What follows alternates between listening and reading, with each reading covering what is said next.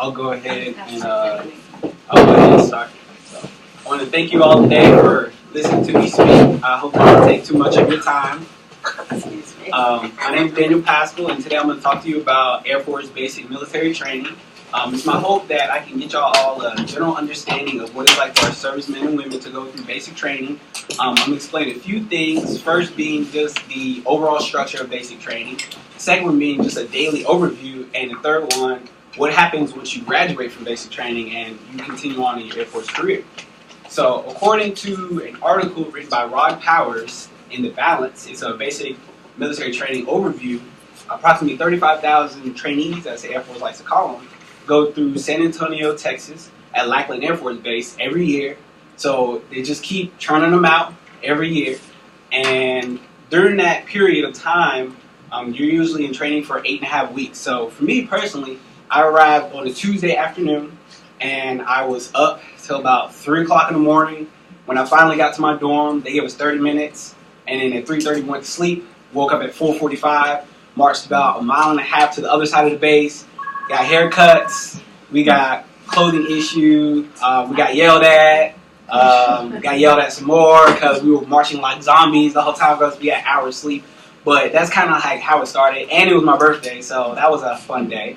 But so that 8.5 weeks is typically broken up like this. So you go through 0 week, which is that first week. So you walk around looking like a civilian. You have your shirt tucked in, and you wear jeans, and everybody makes fun of you. The first half of the training, according to airforce.com, it's a website which publishes the overview of the military training, and they update it every year, every fiscal year in October. You'll go through your 8.5 weeks, and around 5th week, you go through Beast Week, which is a mock deployment week. B stands for Basic Expeditionary Airman Skills Training. So during this week, you will go and you'll go about 30 minutes away from the base into kind of like a desert setting.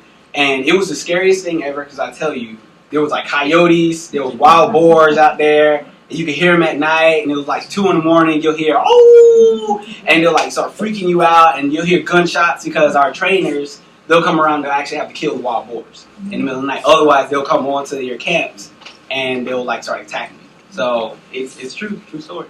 But also during the period, you get tear gas. So you go to a gas chamber, which was also a horrible experience. My seal broke on my gas mask. You learn how to get in your hazmat suits. And about 30 seconds in, I started feeling a burning sensation right around here on my neck. And I started coughing, and he was like, nope, keep talking. And I was like, I can't, I'm breathing, I'm choking. He didn't care. So I was in there for like 2 minutes, getting tear gas. But everybody gets it done because you have to get prepared for what might happen to you overseas. When you get out of the chamber, you're walking around, there's like snot dripping all the way down, and you can't see you walking like this. So, but that's all part of the experience. You also do like guns qualifications during this period. You'll eat MREs, which are like 1,250 calories per MRE. You might eat 2 of those. So yeah, calories are abundant for the military. But we also do watch a few videos about just what it's like to be an airman and what it's like to join the Air Force and what are your skills that you might need when you're on deployment. But the best thing is you start learning more about the rank structure. You start learning about just the pride, the history about what it's like to be there. Towards the end, your 7th week, for active duty, they will get their duty assignments, they'll get their jobs, they will receive a lot of their other stuff that reserves and National Guard will already sign into their contract at the beginning. So when I went in as a reservist, I already knew I was going to Pope Air Force Base, I already knew I was doing avionics, I already knew I was going to be E3 once I graduated basic training, all that was set. So active duty is a little bit different. They kind of get all like their ranks figured out. They get the jobs figured out in like 7th week. 8th week, you do graduation. You receive your airman's coin. You do your airman's run. And it's a really good time. It's really the first time you actually get to see your family. You might get to talk to them. You might not before then. But this is the first time you actually get to see them and explore San Antonio. So afterwards, you will get to graduate and you'll go to tech school. And tech school is probably the best time. It's like going to college all over again.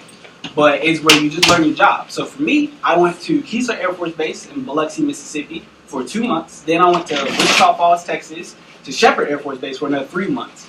And during that time, I learned how to do avionics control systems for cargo aircraft. and that's my specialty now. So it's like going to college, like a really expedited college, but you learn how to do your job. You learn more about what it's like to actually be in the military, and just general things that you will know for your job. Then once you get out from tech school, you do the real work, kind of like nursing, where you do all the book stuff in school, and then when you get out, they're like, all right, forget all of that. This is what it's like to really be a nurse. This is what it's like to actually do your job. Kind of the same thing for the Air Force. So I hope that kind of gives you guys just a little bit of an overview of what it's like to be in the Air Force, what it's like for our servicemen and women to go through. I thank you for your time. Thank you.